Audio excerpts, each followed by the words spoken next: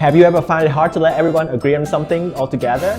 For example, you and six your friends plan to have a dinner together at a pizzeria at 7 p.m. And when you arrive there, only 2 of your friends show up, 3 are on the way, and 1 stay home. Oh no! The structure of the problem is called the Byzantine general problem, in which one uncoordinated event caused a complete system failure.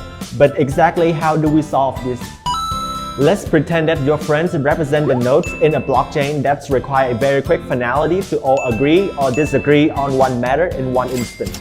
Proof of work is a decentralized network mechanism that has the same access to a digital ledger that would require all the miners to agree on one truth.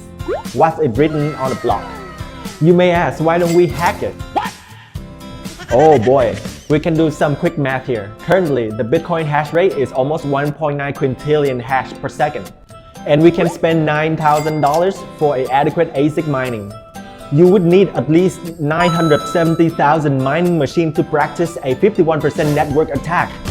That's roughly $8.7 billion.